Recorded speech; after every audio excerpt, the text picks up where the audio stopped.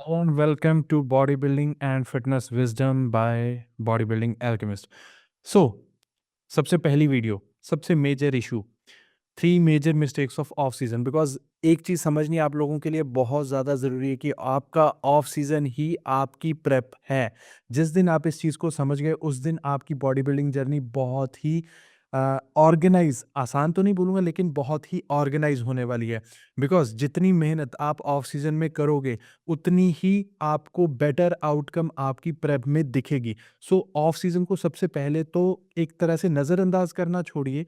Off season को prep से ज़्यादा सिंसियरिटी के साथ हमेशा पूरा कीजिए। बिकॉज़ जो मसल मास आप ऑफ सीजन में ऐड ऑन कर पाओगे, वही मसल मास आप प्रेप में दिखा पाओगे।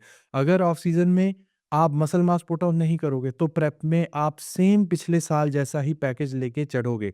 सो आइए अब डिस्कस करते हैं वो 3 मिस्टेक्स जो कि आम तौर पे बहुत ज़्यादा लोग करते हैं और बाद में उनका पछतावा उनको रहता ही रहता है। सो आइए, ताकि हम उन 3 मिस्टेक्स को रिपीट बिल्कुल ना करें। सबसे पहली मिस्टेक, डर्टी बल्क। यस, ये एक बहुत बड़ी मिस्टेक है जो कि 90% ऑफ एथलीट्स करते हैं। बिकॉज़ हमेशा ही आपको इस चीज़ का ख़्याल रखना है कि जो भी अननेसेसरी वेट आप पुट ऑन कर रहे हो, बाद में जब आप प्रेप स्टार्ट करोगे, तो बहुत सारा टाइम एक प्रेप का उस अननेसेसरी वेट को कट आउट करने में निकल जाएगा, राइट? और वो आपका बहुत लंबा टाइम खा भी जाएगा, जो कि आप एक एक्चुअल एक ऑर्गेनाइज़्ड प्रेप को दे सकते थे, लेकिन आप दे नहीं पाए, राइट? दूसरा कॉन्सेप्ट जो डर्टी बल्क में ही हम स्टडी करेंगे, दैट इज़ न्यूट्रिशन पार्टिशनिंग। बहुत लोग इस चीज़ को समझते नहीं हैं, लेकिन आज इस चीज़ को समझना आप लोगों के लिए बहुत ज़्यादा ज़रूरी है। जब आपकी बॉडी लीन है, right, around 14 to 15% of body fat, तब आपका जो न्यूट्रिशन है वो मेजर उसी तरफ जाएगा जिस तरफ ज़्यादा प्रोबेबिलिटी उसको प्रोडक्टिव काम में दिखेगी। अगर आप लीन हो, right, around 14-15 body fat percentage पे हो, तो आपका जो फूड है वो आपके मसल मास में ही ज़्यादा कंट्रीब्यूट करेगा। बिकॉज़ आप लीन हो, आपका मेटाबॉलिज्म हाई है, आपकी बॉडी एक्स्ट्रा फैट स्टोर नहीं कर रही है। लेकिन अगर आपके सरप्लसेस बहुत ज़्यादा बड़े होंगे, तो आप इस चीज़ को हमेशा ही यू कैन से कि आप गवा दोगे एक मौका ऑफ सीजन में लीन टिश्यू ऐड ऑन करने का। बिकॉज़ आपका जो सरप्लस है वो बॉडी फैट को ही और बढ़ाएगा, अगर आपका body fat already 20-22% body fat तक जा रुका है।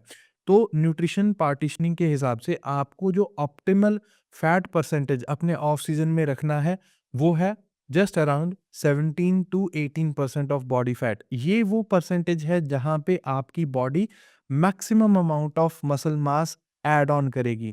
तीसरा, next, why not to do the dirty bulk? Because एक डर्टी बल्क आपकी डाइजेशन के साथ मेस अप करता ही करता है। Because eating too much unnecessary food always puts a load on your digestive system. दूसरी सबसे बड़ी गलती, people don't train hard enough.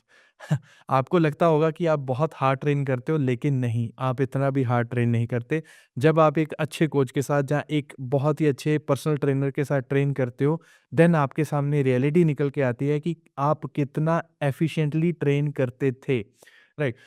और इसी वजह से मैं हमेशा ही जो पोटेंशियल एथलीट्स मेरे रहते हैं, मैं हमेशा उनको 2 ऑप्शंस देता हूँ। या तो एक अच्छा पीटी हायर करो, पर्सनल ट्रेनर हायर करो, जो मैंने आप लोगों को वर्कआउट प्लान दिया है, जो उस प्लान को बहुत अच्छे तरीके से एग्ज़ीक्यूट करवा सके। या दूसरी ऑप्शन, आप अपना ट्रेनिंग पार्टनर बहुत ध्यान से चुनो, जो आपको हेल्प करे चीज़ों को पुश करने के लिए, ना कि खुद आपकी जगह पे वेट उठा रहा हो। मैंने देखा है बहुत बार कि जो ट्रेनिंग पार्टनर्स होते हैं, कई बार अननेसेसरी वेट इतना डाला होता है एक एथलीट ने कि वो उनसे हैंडल भी नहीं हो रहा, और बेचारे स्पॉटर की जगह ट्रेनिंग पार्टनर का आधा जोर उसको लिफ्ट करने में लग रहा है।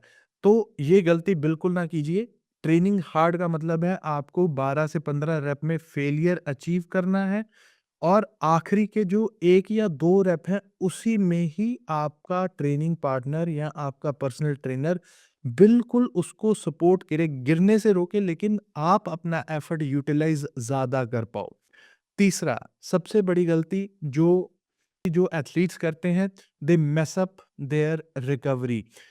वो अपने स्लीप को प्रायोरिटाइज़ नहीं करते। स्लीप को प्रायोरिटाइज़ करना बहुत ज़्यादा ज़रूरी है, बिकॉज़ वही एक टाइम होता है जब आप अपने सेंट्रल नर्वस सिस्टम को और आपके मस्कुलर सिस्टम को एक रेस्ट इंड्यूस करके देते हो, और वो टाइम रिक्वायर्ड है आपकी मसल रिकवरी के लिए, ताकि आप दोबारा जाके नेक्स्ट वीक या नेक्स्ट ट्रेनिंग सेशन में और बेटर ट्रेन कर पाओ। बिकॉज़ अगर आपकी स्लीप क्वालिटेटिव नहीं होगी, तो आपका सीएनएस स्ट्रेस बहुत ज़्यादा बढ़ेगा, सीएनएस फैटीग आपका बहुत ज़्यादा बढ़ेगा। अगर आपका सीएनएस फैटीग सही नहीं होता है, तो चाहे मस्कुलर फैटीग भी आपका कम हो गया हो, लेकिन बॉडी फिर भी ऑप्टिमली परफ़ॉर्म नहीं कर पाएगी, बिकॉज़ आपका सीएनएस फैटीग बहुत ज़्यादा है, राइट?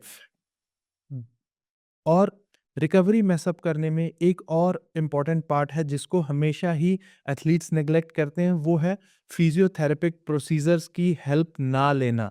जैसे डीप टिश्यू या अपने मसल टाइटनेस को रिमूव करने के लिए ड्राई नीडलिंग, या जो भी सर्टेन टेक्निक्स होती हैं, आइस बाथ है, उसके बाद स्टीम या सोना है, इन टेक्निक्स को एक रिक्वायर्ड अमाउंट पे यूज़ करना और अपने मसल्स को रिकवरी के लिए एडिशनल बूस्ट देना आप सब लोगों के लिए हेल्पफुल रहेगा। तो अपनी रिकवरी को मैस अप ना कीजिए अगर आप अपना ऑफ सीज़न प्रोडक्टिव चाहते हैं, क्योंकि अगर आपकी रिकवरी हैम्पर्ड रहेगी, तो सबसे बड़ा जो आपको नुकसान झेलना पड़ेगा वो ये है कि आपका ऑफ सीज़न बहुत ही इंजरी प्रोन रहेगा, और इंजरी प्रोन ऑफ सीज़न्स आपको कभी भी प्रोग्रेस नहीं करने देते। हालाँकि चलो हमने 3 पॉइंट्स डिस्कस करने थे, लेकिन चौथा पॉइंट आप सब लोगों के लिए बोनस है। That is the most important part, abusing too much PEDs for a prolonged period of time.